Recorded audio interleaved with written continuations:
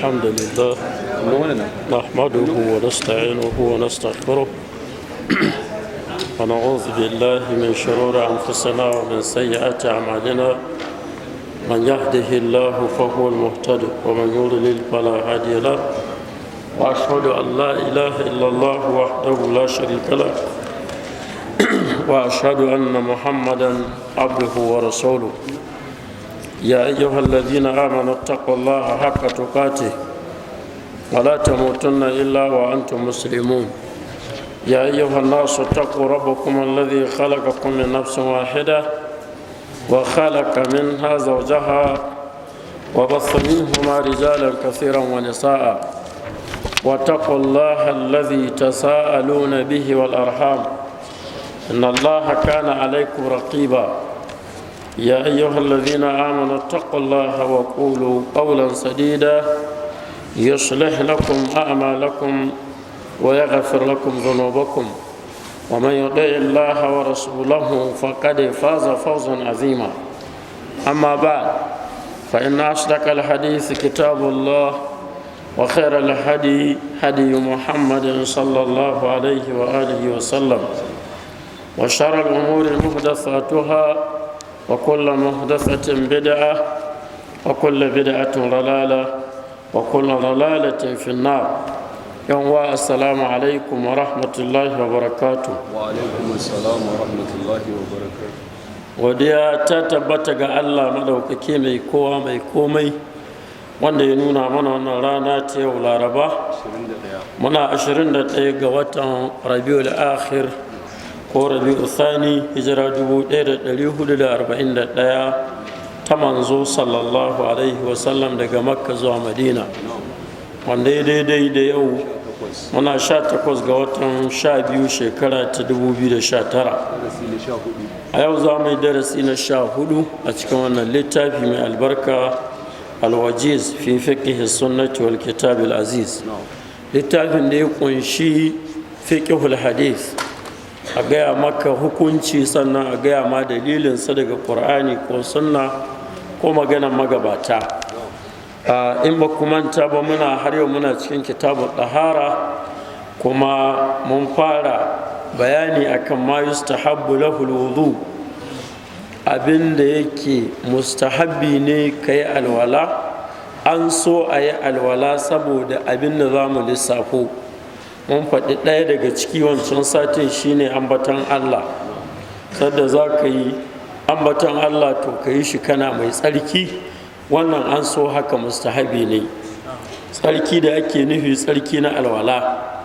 na biyu shine annaumu inda za mu tashi kenan annaumu shi ma bacci haka an so ka kwanta baccinka da za ka yi ka kwanta shi cikin tsarki irin na alwala lima rawahu al-bara bin azib radiyallahu an saboda abinda babban sahabin nan ya rawaito al-bara bin azib Allah ya kara masa yarda qala an-nabiy sallallahu alaihi wasallam idza ataita malja'aka fatawadda wudu'aka lis-salah thumma taji ala shaqqika al-ayman thumma qul allahumma aslamtu nafsi ilayka ووجهت وجهي إليك وفوضت أمري إليك وألجأت ظهري إليك رغبة ورهبة إليك لا ملجأ ولا منجا منك إلا إليك اللهم آمنت بكتابك الذي أنزلته ونبيك الذي أرسلت فإن مت من ليلتك فأنت على الفطرة waj'alhunna akhira ma tatakallamu bi hadisin zamu ga hadisin bukhari ne da muslim hadisin albara bin azib yace annabi sallallahu alaihi wasallam ya ce idza ataita malja'aka idan ka tafi zuwa makwancinka kaje zaka kwanta a gadonka ne a shimfiɗar ka ne kwanciya ta bacci sai annabi ya ce fatawadda wudu'aka lissala ka yi alwala irin alwalarka ta sallah ba wai ita daban take ba alwalar za ka yi ta haka sama saboda ba sallah za ka yi da ita ba sai annabi ya ce irin alwalarka ta sallah. Annabi ya san halayyar mu 'ya'yan adam kenan. Wani lokacin an ce za a yi wani abin aka ce ba wani abu za yi sai ka ɗauka daban yake. Sai annabi ce irin alwalarka ta sallah. Yanka ka ce to ai zuwa zan fara share bacci, wani wace irin alwala ce, me ma amfanin yin ta tunda zan bacci ina bacci alwala ta warware, ba haka bane? To bari in bubbuga ta. Sai annabi ce irin alwalarka ta sallah. Duk yadda ake kyautata alwala to haka za ka yi ta in za ka tafi zuwa makwancinka ka kwanta, to ka yi alwala irin alwalarka ta sallah. Sun maltaje ala shakikal aiman, sannan ka kwanta a tsaginka na dama. Ku dubi wasu ladubba na kwanciya bacci. Hatta kwanciya bacci ba a baka ka yadda kake so ba. Ka kwanta sai aka ce ka kwanta a tsaginka na dama. Yayin da za ka kwanta kenan, in kuma ka farka ka gaji ka juya zuwa hagu, nan kuma daban, babu laifi. Amma farkon kwanciya dai ka yi alwala, sannan ka kwanta a tsaginka na dama. Sannan ga azkar na kwanciya bacci wanda a muhallinsu su kuma za a faɗe su. Kun ga yadda musulunci yake, ba abin da ya baka ka yi da ran kake so, sai an gaya ma ga yadda za ka yi, ga yadda za ka yi. Ni'imar musulunci kenan, abin da kafirai ba su da shi. Yanzu wasu matasa za ka ga yara ba ma kwanciya da hagun ba, kwanciyar ribda ciki ma ake, kwanciyar da tun muna yara ma ba mu san me hadisi ba, me za ka ji iyaye suna cewa karkai kwanciyar 'yan wuta. Kawai shi kenan, karkai kwanciyar 'yan wuta don a tsoratar da kai cewa kwanciya ribda ciki kwanciya ce ta 'yan wuta, to kai karkai. Amma yanzu yara da yawa sai ka ga ba su iya kwanciya su bacci sai sun kwanta ribda ciki, maza da mata. Me ya jawo wannan? Nesa da tarbiyya irin ta musulunci. Ka kwanta a tsaginka na dama za ka kwanta, to sannan ga wani aikin, sun maƙul, sannan ka ce Allahumma aslamtu nafsi ilaika, ya Allah na miƙa wuyana zuwa gare, na miƙa raina zuwa gare ka. Wa wajjahtu wajhi ilaika, na fuskantar da fuskata zuwa gare ka. Wa fawwaltu amri ilaika, na fawwala al'amarina zuwa gare ka, ma'ana na jibinta al'amarina zuwa gare ka. Wa alja'atu zahari ilaika, na kwantar da wannan bayana, na jingina bayana zuwa gare ka. Ragabatan wa rahabatan ilaika, ina mai kwaɗayi gare ka kuma ina mai tsoro gare ka. Kaga kana nan bainal khawfi wa raja kenan. Ina mai kwaɗayin duk wata rahama da kake tattalan mabawanka, to ya Allah ina kwaɗayinta. Kuma duk wani azaba da ka tattale ta ga wanda suke kan gare maka, Allah ina neman tsari da ita. Kaga ragabatan wa rahabatan ilaika, la malja'a wala manja, babu wata mafaka, babu matsera minka daga gare ka, ma'ana a gudu a je a fakke wani wurin ko a tsere maka, ya ubangiji babu illa ilaika, sai dai zuwa gare ka. Ka dubi malam tauhidi, za ka kwanta bacci da kalmomi na tauhidi, da su za ka kwanta, magana daga ita ba saura, kuma hidi bacci ya kwashe ka. Shi yasa za ku ji abin da za a faɗi ƙarshe. Ka dubi abin da muka jiro, annabi ya ce sai ka ce Allahumma amantu bi kitabika allazi anzalta, ya ubangiji na yi imani da littafin nan naka, bi kitabika, da littafin ka allazi anzalta, wanda ka saukar da shi, ya Allah na yi imani da shi. Wa nabiyyika allazi arsalta, na yi imani da annabinka wanda ka aiko sa. Ya nan ne abin da za ka faɗi. Sai annabi ya ce fa in mutta min lailatika, idan ka rasu a wannan daren naka da kai irin wannan addu'a ka kwanta, sai kuma daga nan abin da bahaushe ke cewa tazarci, sai aka rasu ba a tashi ba, to sai annabi ya ce fa anta alal fitra, ka mutu akan fidira ta musulunci, domin ga abin da ka cika da su ne kalmominka na ƙarshe. shi domin annabi cewa waje alhunna akhira ma tatakallamu bi, ka sanya su ne ƙarshen abin da za ka yi magana da su a wannan dare. shikenan daren nan kwanciyar da za ka yi ita ce ƙarshen magana ka gama duk firar da za ka yi, ka yi nazarin da za ka yi, ka duba abin da za ka yi, inda iyali ne an dai abin da za a tattauna an gama, to wannan shine ƙarshen magana. shikenan sai bacci. annabi ya ce idan aka karɓi ran bawa a wannan daren, to lalle ya mutu kan fidira, wanda ko duk ya mutu akan fidira aljanna za shi. fidira ta musulunci kenan. ba haka annabi ya ce ba kullu mauludin yuladu alal fidira illa abawahu yuhawidanihi aw yunassiranihi aw yumajjisanihi. dukkan wato wani abin haihuwa na ɗan adam ana haihuwa shi ne kan fidira ta musulunci, kan fidira na cewa ya rika jin akwai wani abin bauta shine Allah. ba wai ka rika ce akwai neca, akwai kaza, akwai Allah. wato zuciyarka ta rika baka wannan, da tunaninka da komai. kowa ana haihuwa shi da wannan, sai dai daga baya 'ya'yan iyayen shi su mai da shi ba yahude ko kirista ko kuma ba maguji. Allah ka tsare mu, Allah mun gode maka, Allah ka karɓe mu muna musulmi, Allah ka karɓe mu muna kan fidira.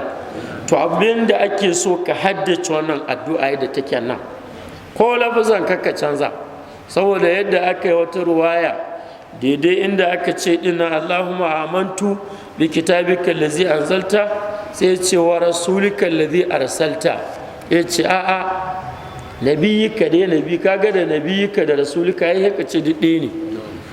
in ma daraja ce manzo, annabi zai iya zama annabi bai zama manzo ba, amma duk manzo annabi ne. ce ba haka za ka faɗi ba, da yadda aka faɗin nan, wa nabiyika allazi arsalta, da annabinka wanda ka aiko. to sai kai kokari ko ka haddace ko ka rubuta a takarda ko a gefen yanzu yadda ake ka rubuta gaban gadonka. to kake aje abubuwa ma, tunda wannan irin gara basa ya ka rubuta ta gefen gadonka, saboda in ba za ka yi haddace duk dare ka karanta abin ka kai kwanciyarka. ga ta nan da sauƙi gabbai gare ta na hadda masu daɗi. ku dubi tauhidin da aka faɗi, Allahumma aslamtu nafsi ilaika, ya ubangi na miƙa wuyana, shine al-islam kenan ko al-istislamu lillahi bit tauhid wal inqiyadu lahu bid da'a wal khulus min ash-shirk. na miƙa wuya gare ka ya Allah, rayuwa ta gaba ɗaya sai yadda ka ce, shine aslamtu nafsi. sannan wajjahtu wajhi ilaika, na fuskantar da fuskata zuwa gare ka. ka kwanta da dama ka fuskantar da fuskarka zuwa ga ubangiji. wa fawwaltu amri ilaika, na fawwala, kaga daga larabci ne fawwaltu da ba, na fawwala al'amari na zuwa gare ka ya Allah. komai da na wuni da su da me yanzu na miƙa su ga Allah. ya ubangiji ina nema kai man hukunci mai daɗi. wa alja'tu zahri ilayka wa raghabatan wa rahbatan ilayka la malja'a wa la manja. a nan wurin da yawa suna kuskure, sai ka ji ana la manja wa la manja, ba manja wanda muke sha ba, malja'a daban, manja kuma daban din. ko almalja mafaka kenan, la malja'a da hamza, la malja'a shine ba mafaka, wala manja shine matsira kenan. almunji wurin da zaka je ka fake ko ka tsere, to duk babu shi sai zuwa gare ka ya Allah. sannan sai ka ce Allahumma amantu bi kitabika allazi anzalta wa bi nabiyyika allazi arsalta. kaga waɗannan ka yi su ka kwanta, to shikenan ana fata a dace. amma da yawa shedan sai ka ga in baka yi hattara ba yana shiga tsakaninka da wannan addu'ar. kana wani abin shikenan bacci sai ya share ka, abin da ake ce ma gyangyaɗi, daga gyangyaɗi sai me, sai bacci. kai kana nazari da ɗan littafin ka kana ta yi, zuwa can ka wance kalar da littafin ma baka san sanda ya faɗi ba, balle kuma har ka san sanda za ka yi addu'a. Allah ka sa mu gyara. na uku daga cikin abin da ake so, ko ka ga nan mahallin shahid abin da makaranta, kwanciya da alwala, sai kai alwala sannan sai ka zo ka wani addu'a ka kwanta, mustahabbi ne yinta. Na uku shine aljunubu, mai janaba wanda janaba ta samu an kusanci iyali to kuma za a yi bacci, shi ma ga abin da aka ce idza arada an ya akula aw yashraba aw yanama aw yu'awid aljima, idan bawa yayi nufin ya ci ko ya sha ko ya bacci shine mahallin shahid, ko ya sake koma ma iyalinsa, an yi kwanciya ta aure ko kuma za a je a sake ƙara kwanciyar, to ga hadisi daga Aisha. An Aisha ta radiyallahu anha qalat kana an-nabiy sallallahu alaihi wa alihi wa sallam idza kana junuban fa arada an ya'kula aw yanama tawadda'a wudu'ahu lis-salah. An karbo daga Aisha uwar mu'minin Allah ya kara mata yarda, ta ce annabi sallallahu alaihi wa sallam ya kasance idza kana junuban, in ya kasance yana da janaba, fa arada an yi akula, kuma ya nufin ya ci wani abu kafin ya bacci, kuna ganewa da kyau, ko kuma dai ko ma ba lokacin baccin ba ne, yana dai so ya ci wani abu, au ya sharaba, ko kuma a wani wurin wanda za mu zo shiga ba ko a nan dai ya akula kawai ya ce, au ya nama, ko yana so ya bacci, tawadda sai ya alwala wudu'ahu lis-sala, irin alwalarsa ta sallah. An gane da kyau, an kusanci iyali za kuma a ɗan ci wani abu, to sai a je a yi alwala, irin alwala ta sallah. Janaba fana nan ba wai wanka kai ba, kuma fahimta da kyau, kila kai ma ka ce to kuma wani alwala wacce alwala ce, wani alwala tunda ba za a yi sallah da ita ba, janaba na nan a ciki, kaga sallah ba za ta yi ba. Haka annabi yayi, sunna ce, lada za ka samu, sai ka je ka yi alwala irin alwalar sallah, sannan ka ci abin da za ka ci, ko kuma abin da za ka sha, ko kuma za ka kwanta bacci, ko kuma idan za ka sake kusanta iyali. Shi yasa ya tattaro mana hadisan.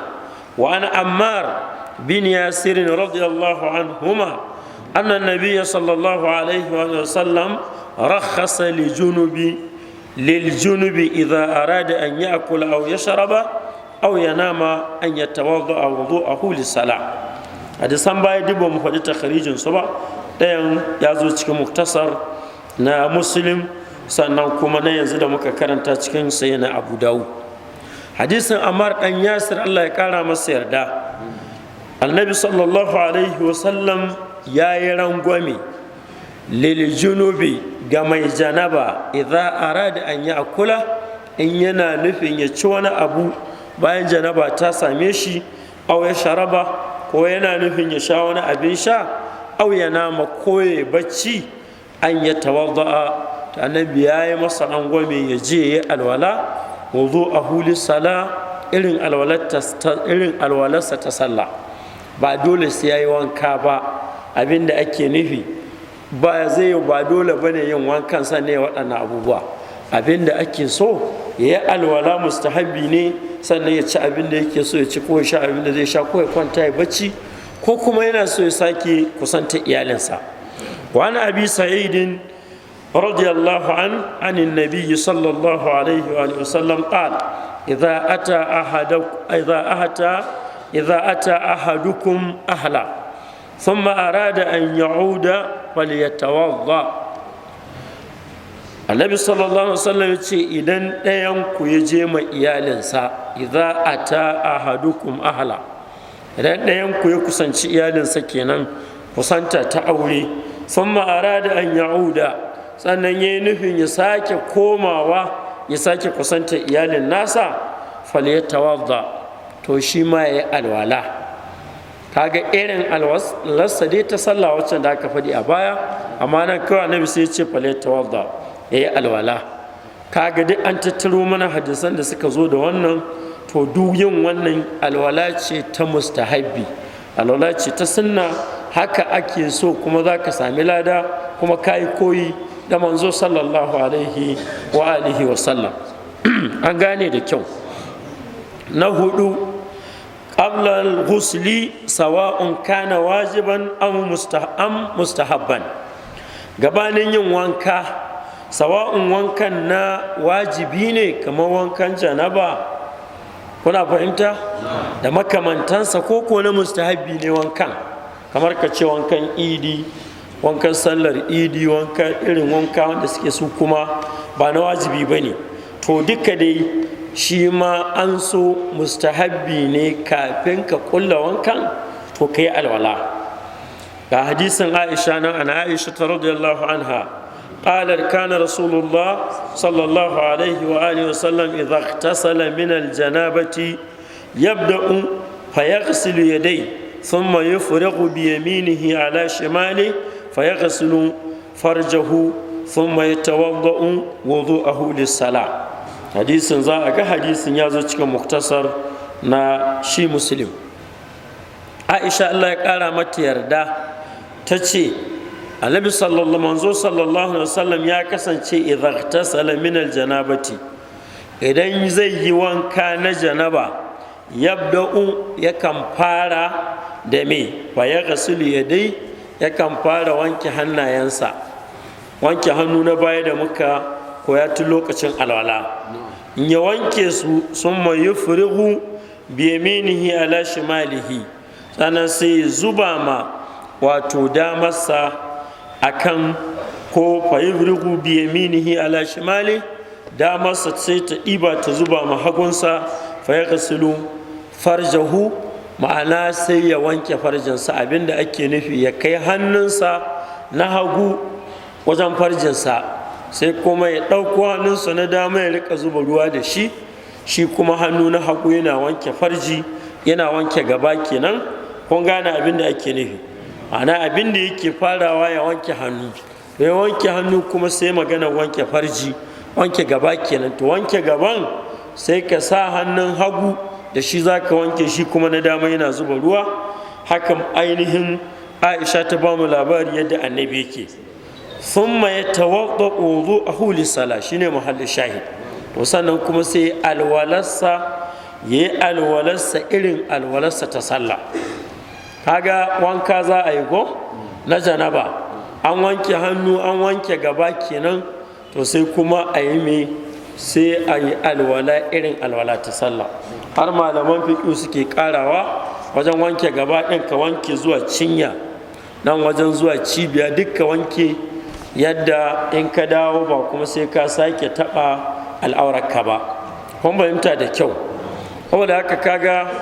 kayi alwala irin alwala ta sallah a wasu wuraren aka nuna annabi yakan jinkirta kafa zai wanke ko ina gabai in ya je kafa sai ya batta sai ya gama wankan kuma sai ya wanke wani wurin kuma ya wanke su duk ya cika alwala shi cif sannan kuma ya alwala kamar ne da aka fadi a dunkule alwala irin alwala ta sallah ya kaga hada kafa ake wanke ko to haka dai hadisan da suka nuna saboda haka shi ma wannan alwalar da kake wacce ake ce ma alwala ta wanka wannan alwala mustahabi ce kuma za ka yi sallah da kayanka ba wai in ka gama wankan sai ka kuma sake wata alwala ta daban ba an gane sai na biyar mustahabi wuri na biyar da ake alwala shine akalu ma masadhun nar idan ka ci abin da wuta ta shafa ma'ana abin da wuta ta dafa kenan to shi ma kana da alwalarka kenan ka ci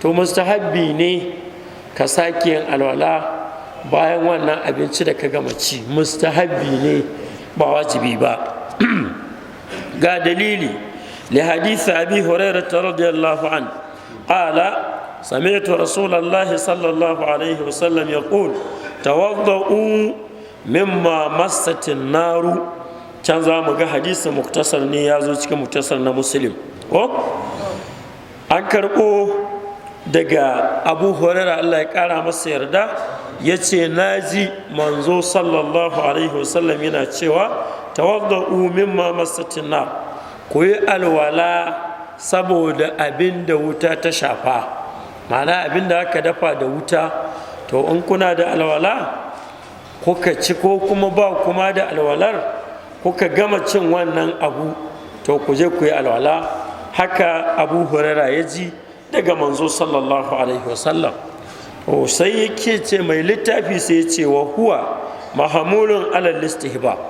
Wannan magana da Abu Huraira ya ji gurin manzo kaga zahirinta za a iya ɗaukanta kamar wajibi ne duk in ka ci wani abin da wuta ta taba sai kai alwala a matsayin wajibi, haka za a ɗau abin ko to amma sai ya ce mahamulun alal istihbab. Yanzu anan an ɗauke shi ne akan mustahabbi ba akan wajabci ba. Wannan umarni da annabi ya ce tawadda'u, kaga umarni ne ko tawadda'u mimma masatin nar, ku yi alwala saboda abin da wuta ta shafa in kun ci, kaga kamar wajibi ne. To sai malamai suka ce a'a, wannan wajabci an fahimce shi ba wajabci ba ne, abin da aka fahimta mustahabi ne. Dalili sai ya ce li hadisa amr bin umayya damari, saboda hadisin amr bin umayya qala yace ra'aytu annabiyya sallallahu alaihi wasallam yahtazzu min katafi shatin fa akala minha fa du'iya ila salah fa qama wa taraha as-sikina wa salla wa lam yatawadda. wannan hadisin shi ma zo cikin muslim. Wato wannan hadisi na shi amr da muka ji wanda ya hana wancan umarni ya zama wajibi ya zama mustahabbi, saboda ga abin da ya faru yake cewa na ga annabi sallallahu alaihi wasallam ya tazu min katafi shatin, yana yanka daga wata karfata ta akuya, ya sa wuka yana yanko namanta, fa akala minha, yana ci daga wannan naman ya yanko ya ci, ya ce ni na gan shi da idona. Haji sahabi ko cikakken sahabi ke ne, ce na ji ko na gani ko ina ji, ko da mu aka yi, da mu aka tafi, da mu aka yi kaza, sahabi kenan. Fa akala minha, ya ce annabi ya ce ya gan shi ya ɗau ya yanka karfata ta akuya kuma yana ci ko ya ci. Fa du'iya ila salat, kuma aka kira sallah nan take. Annabi na cin naman karfata yana yankuwa yana ci, kuma sai aka kira sallah. Faƙama, ya tashi daga cin naman shi, wa ɗarha sikina, ya yadda wukar ko ka ce ya aje wuka, wa sallah, annabi ya wuce aka yi sallah, ya je sallah da sahabbai kenan. Walam ya tawadda, bai je ya sake alwala ba. Kun fahimta? To kaga shi yasa kullum nake gaya mana ɗaliban ilimi irin mu daina azarbaɓin zuwa mai karatu ba mu yi shugaban malamai ba, ko ba mu karanta abin da malaman suka tattara ba. Yanzu ka karanta hadisi ɗaya a ciki nan baka karanta ɗaya ba, sai ka kasa fahimta wannan matsalar. Amma yanzu an haɗa ta, an ce ma mustahabbi ne in ka ci abin da wuta ta shafa ka yi alwala, mustahabbi ne. Saboda gashi wata rana annabi ya ci bai ba, can kuma da baki ya da bakinsa ya ce idan ka ci abin da wuta ta shafa ka yi alwala. Kaga ba malamai ba wanda zai haɗa maka su gaba ɗaya aiki da su, sai ka ce ya can annabi umarnin shi kuwa wajibi ne, sai wani dalili ya zo da zai mai da shi ba wajibi ba, kai kuma baka karanta ɗayan ba. Kun fahimta? Yasa kullum mu rika daurewa muna ɗan zama gaban malamai, muna jin abin da malaman suka rubuta suka haɗa mana na hukunci, shine zai rage mana kurakurai. In ba haka ba sai ka je kai ta gabza kuskure, kuma ai ta rikici da kai ta musu, kai ka ce ai ga hadisin da ka dogara da shi, hadisin ka dogara da shi amma wani ka sani baka san wani ba. Su ko malamai duk sun tattaro karatun, sun tace mana shi, sun gyara mana, sai dai mu karanta mu fahimta. Allah ya saka masu.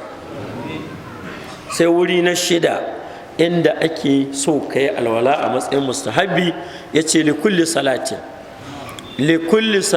ga kowace sallah. Haka ya ce li hadisi buraida, saboda hadisin buraida radiyallahu an. Hadisin buraida Allah ya ƙara masa yarda.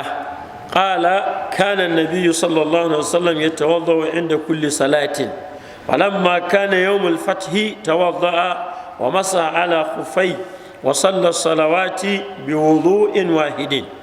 فقال له عمر يا رسول الله إنك فعلت شيئا لم تكن تفعله faƙala amdan fa'altuhu ya umaru. A ƙasashen nan ba ta biyu kenan ko shi ma zo ce muktasar na sahih muslim. Hadisin Buraida Allah ya ƙara masa yarda ya ce annabi sallallahu alaihi wasallam ya kasance ya tawadda'u inda kulli salatin, yakan yi alwala kowace sallah in zai yi ta yakan yi mata alwala. Falamma kana yawmul fathi, amma ranar da aka buɗe makka shekara ta 8 da hijira kenan, ya ce tawadda'a manzo sallallahu ya yi alwala wa masa ala khuffaihi, ya yi shafa akan khuffinsa. Wannan bayani zai zo mana nan gaba. Wa sallar salawati bi wudu'in wahidin, a ranar ya sallaci salloli da alwala ɗaya. Halayya ta manzo da ɗabi'arsa kowace sallah in zai yana mata alwala, kun gane. Amma a ranar fatuhu makka sai aka ga annabi ya yi alwala ɗaya kuma ya sallaci salloli da ita, kun gane. Kaga ya saba abin da aka fi sani ko. Faƙala lahu umar Allah ya kara masa yarda ya ce ya rasulallah, ya manzan Allah, innaka fa'alta shay'an, kai fa ka aikata wani abu lam takun taf'alu, baka kasance kana aikata shi ba mu dai a sanin mu, amma yau mun ga kayi shi. Faƙala sai annabi ya ce amdan fa'altuhu ya umar, wato fa'altuhu amdan, da gangan ne ya umar, ina sananai saboda in nuna maku wancan aiki da nake mustahabbi ne. Ka dubi da Allah rahama da rangwame irin ta manzo.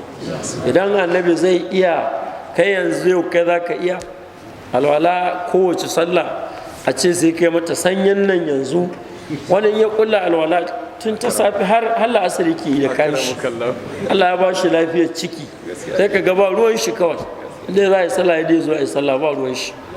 To kaga ga rangwame ka samu, annabi da ganganye haka dan ya nuna yin hakan daidai ne, ya halatta, amma in san samu ne mustahabi ne in za ka yi sallah ka yi mata alwala. An fahimta abin da yake nufi. Yanzu za a yi la'asar a nan masallacin kana da alwalarka, to sai ka je ka sake alwala sannan ka zo ka yi, mustahabi ne yin, kun gane. Amma in ka ga dama ka kyale ba za ka yi ba, ka zo ka yi sallar ka tun daga rangwame ka samu. To waɗannan mustahabbai duka za ku ga malamai suka zaƙulo mana su domin ka sami abin da ladanka zai daɗa gwaɓi gobe kiyama. Allah ya sa mu dace.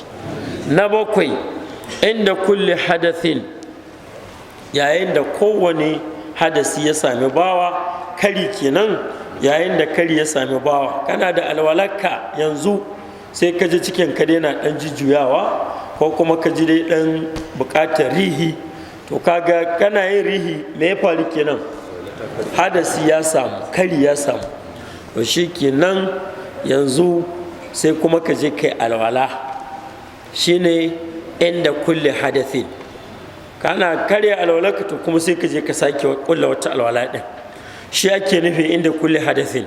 Li hadisi Buraidah radiyallahu anhu qala asbaha Rasulullah sallallahu alaihi wasallam yawman wa da'a Bilalan فقال يا بلال بما سبقتني إلى الجنة إني دخلت البارحة الجنة وسمعت خشخشتك أمامي. وقال بلال يا رسول الله ما أذنت قط إلا صليت ركعتين ولا أصابني حدث قط إلا توضأت عنده. وقال رسول الله صلى الله عليه وسلم لهذا. Hadisin ya zo cikin sayi na wato ibn majah kenan ko sahihul jami. Mun ce kowane hadasi ya sami bawa ya alwala shi kenan ta kare, to sai je sake wata. Dalilin da aka gaya mana hadisin Buraida ne, shi ma yake cewa manzo sallallahu alaihi wasallam ya waye wata rana, ya waye gari, fada'a Bilalan, sai kira Bilal, mai kiran sallar masallacinsa kenan, Bilal ko alhabashi kenan, ko wanda ake kiran shi ko babban bawa koya Bilal, babban bawa wanda Abubakar ya yanta, kuma da yake ce mai shugaba. Bilal baki ne irin mu dan Habasha, amma saboda imani da matsayi Umar bakwarai shi ya nuna shi ya ce wannan shugabanmu ne kuma shugabanmu ne yan tashi. Wasan ba musulunci ba wanda zai wannan balarabe ya ga baki ya kira shi shugaba. Ba ku san kabilancin balarabe ba, kai ka zauna da balarabe in bai da addini da aƙida ganin ka yake banza. Ba balarabe ba duk farar fata haka yake ganin ka kai ba komai ba ne. Amma musulunci ya sa Umar ya kalli Bilal ya ce mai shugaban shi. Haga imani kenan ko? To saboda haka ku ji wata falala da Bilal ya samu. Kawai wata rana sai annabi ya kira shi da fada a Bilala. Faƙala ya ce ya Bilal, ya kai Bilal, bima sabaktani ila janna, wai da mai kargari ne cikin aljanna, yan zuwa gidan aljanna. Inni da khaltul barihata aljannata, daren jiya ni fa na shiga aljanna. Fa sami'tu khashkhashataka ko amami, sai na ji takon takalmanka a gabana, sautin takonka sai na ji su a gabana. Ku ji wata abin nan ko? In ba manzo ba zai faɗi wannan? Sai daren jiya na ji takonka, sawunka, sautin takonka a gabana, na shiga aljanna. Kuna fahimta? Kaga sai annabi ne kaɗai sai faɗi wannan. Yau wani ba zai zo ya maka irin wannan magana ka saurare ba. Ka sa koyan damfara suna na yanzu, daga suna nema su rika irin wannan magana. To annabi ne kaɗai zai faɗi wannan ka yadda. Ya ce sai faƙala Bilal, sai Bilal ya ce ya Rasulallah, ya manzan Allah, ma azantu qattu, ban taɓa wani kiran sallah ba da ɗai illa sallaitu raka'ataini, face in na gama kiran sallar sai ne raka'a biyu. Wala asabani hadathun qattu, hadasi bai taɓa samuna ba da ɗai illa tawadatu indahu, face sai na yi alwala a wurin wannan karin na warwarewa, to kuma za ne sake kula alwala. Kun ji fa babban aiki ko shi, ko da ya ba zai ba wai karin ne ba zai ba, zai yi amma kuma zai shi sake alwala. Ba ce aka kai ta kulle ciki bai kumbura saboda kai za ka koyi da abu da Bilal. A'a, kakka cutar da kanka, ka je ka biya bukata ka amma ka sake kula alwala ko yan kuma ka sake ka je ka sake haka dai shi dai ba zai zauna ba alwala ba. To ga muhallin shahid din sai yake cewa wannan shine babu alwalar da za ta karya masa face sai ya sake kulla wata, kuma ba zai kira sallah ba a matsayin shi na mai kiran sallah masallacin manzo a ce ya gama sai raka'a biyu. To waɗannan abubuwa da yayi wa qala rasulullah sallallahu alaihi wasallam, sai manzo sallallahu alaihi wasallam ya ce lihaza, da wannan ne ka sami waccan falala. Lihaza, wannan abu da kake yi na kula da zama cikin tsarki ko shi kana cikin alwala, wannan shine ya baka wancan falala da wancan matsayi, har na ji sautin takon ka ina wato a cikin gidan aljanna. To ka duba dan Allah, kashe ka ga ba farar fata ce take kai mutum wani matsayi ba ko imani ne ke sa ka sami matsayi. Inna akramakum indallahi atqakum, wanda ya fi jin tsoron Allah a cikin ku a wurin Allah to shine ya fi kusa da Allah. Mafi karamci da matsayi da daraja a wurin Allah a cikin ku to shine wanda ya fi jin tsoron Allah din. Ba magana ne na cewa ko kusa da wane ko kai dan wane ne dan wane, duk wannan ba zai kai ka ba. Idan aikin ka bai sama da kai ba to matsayin ka ba zai kai ka ba ko haka malamai suke cewa man batahu amaluhu lam yasil bihi nasabuhu. Duk wanda aikin shi yayi ƙasa da shi, baka aiki da za a sami matsayi. Yanzu kun ji shi aikin da ya rike, to darajar wani naka da matsayi ba zai kai ka ko ina ba. Kai ta jingina kanka yanzu yadda ake sharu wane wali wane jikan wane duk wannan jikan ba zai kai ka ba, ka tsaya kawai kai aiki ko. To wannan shine na bakwai, yin alwala duk lokacin da ka rasa alwalar, shi ake nufi.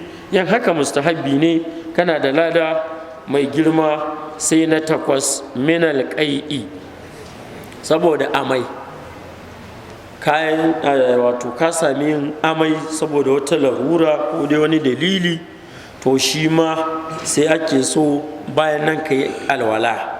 la hadith ma'adan bin abi talhata عن أبي الدرداء رضي الله عنه أن رسول الله صلى الله عليه وسلم قاء فأبدر فتوضأ فلقيت ثوبان في مسجد دمشق فذكرت ذلك له فقال صدق أنا سببت له وضوءا أتان قصة أجا حديث يازو cikin tamamin minna hadisin yazo cikin Tirmizi banda yace walaysa fihi fatawadda dinna to mu koma mu ji hadisin Ma'dan bin Abi Talha an Abi Darda wanda aka karbo shi daga Abi Darda lalle manzo sallallahu alaihi wasallam wata rana yayi amai fa afdara sai ya sha ruwa ma'ana kila azumi yake daga nan kuma ya karya azumin fatawadda sai yayi alwala kaga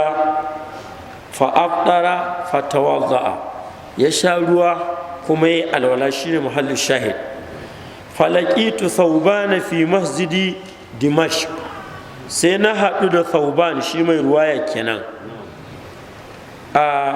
na haɗu da thawban a masallacin dimashq tana cikin ina yanzu kenan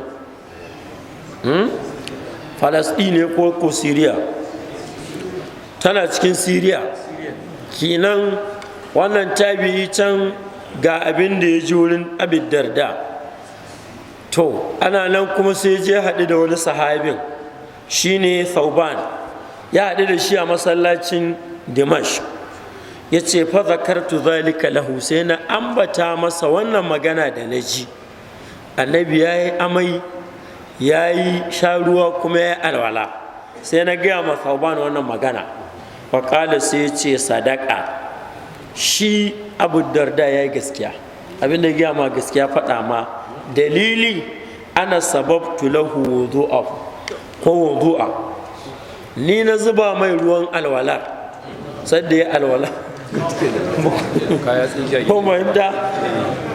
abin da ya gaya ma gaskiya ne dalili ma ni sadda zai alwalar ni na zuba mai ruwan alwala haka shi kenan ƙarin ka dube da sahabbai suke bibiyan magana ta manzo su ƙara sama mata gindin zama su tabbatar da yadda take ko amma yanzu sai ga mutum na nema ya girba ma annabi ƙarya ya hadisai na duk zai ifai sannan a ce wai a tarce su ba ruwansu da magana wani ra'ifi da wani ra'ifi da wani wai su ba ruwansu wai ba ra'ifi ba ko ƙabihi ne in dai wannan hadisi yana faɗin falalan manzo su ba ruwan sun yadda da shi a maulidin nan faɗa da ya wuce ake ta wannan ƙato malam ya tashi rika faɗa maganganun da ba su da kyau bai san me ma na ƙabihi ba ni ba akwai ma wani hadisi ƙabihi ne ai sai ka ce mawdu'i amma shi ƙabihi ya ce ko ƙabihi ne in dai wai yana bayani ne kan falalan manzo shikenan kawai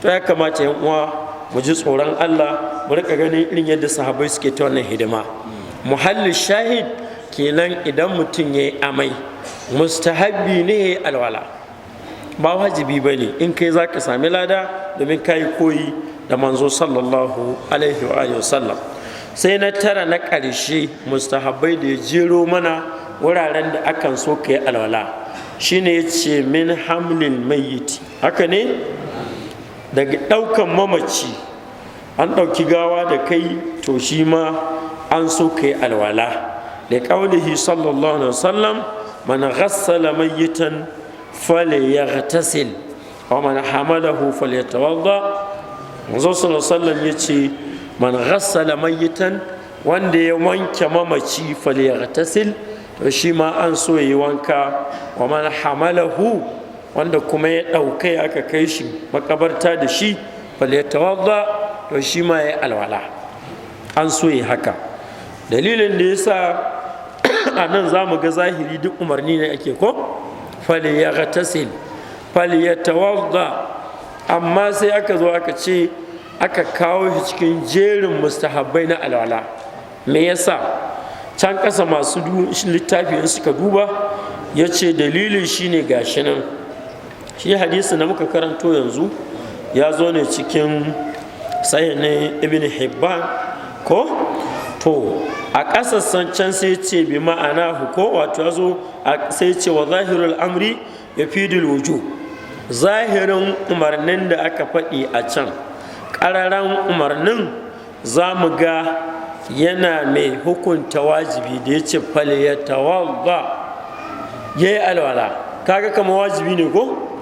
To sai ce wa innama lam naqul bihi, amma ba mu ce wajibi ba ne li hadisi ibn abbasin, saboda hadisi abdullahi dan abbas Allah ya kara masa yarda, annan nabiyyi sallallahu alaihi wasallam qala laysa alaikum fi ghusli mayyitikum ghuslun idha ghassaltumuhu fa inna mayyitukum zai zama fa inna mayyitakum laysa binajasin fa hasbukum an taghsilu aydiyakum. Shi ma za mu ga ya kawo cikin akam jana'iz na malam albani ko? To wannan hadisi da ya kawo lafazinsa a nan na abdullahi dan abbas, shi ya hana umarnin ce zama wajibi zama mustahabbi, ya ce saboda gashi annabi sallallahu alaihi wasallam ya ce laisa alaikum fi ghusli mayyitikum ghuslun, wato babu wajabci babu tilas dangane da wanke mamacinku, in kun wanke shi to babu wajabcin yin wanka. fi ghusli mayyitikum ghuslun, wajen wanke mamacinku ku ce sai kun yi wanka to babu wajabcin haka. idza ghassaltumuhu, idan kun wanke shi, fa inna mayyitakum laysa binajasin, ai mamacinku da ya rasu ba najasa bane. fa hasbukum an taghsilu aydiyakum, ya ishe ku ku sa ruwa ku wanke hannayenku, wannan wanke hannun ya isa. An gane ko? To kaga hadisin ka kalle shi ka hada shi da wancan, shi ma kamar magana ɗazi ce, sai an hada hadisan sai a fitar masu da hukuncin mustahabbanci. Wancan hadisi ya ce ku yi alwala, wanda ya ɗauka, wanda ya mai wanka kuma ya wanka shi ma, sai a nan kuma aka ce babu wajabci ake so a nuna, ba wajibi ba ne don ka wanke mamaci sai kai wanka, ko kuma don ka ɗauke shi an kai shi kabari sai kai alwala. To amma ka hada da wancan hadisin, he ka hada kai aiki da su, ka ce to mustahabi ake nufi kenan, dan a sauke wajabcin da aka fahimta a wancan hadisin. Allahu alam. Kamar na ga an nuna man lokaci, kila ko ba ku so ne a fara darasi na gaba, ko kuma lokacin ya yi ban sani ba, ya yi ko? To Allah ga sai mu tsaya nan, abin karanta daidai Allah ya mana tarayya a ladan, abin da kuma ne kuskure Allah gafarta. Dama shi karatun da ya so muke a riƙe ana fahimta kuma ana ƙoƙarin ɗabbaƙawa, dan shine zai zama maganin mantuwa.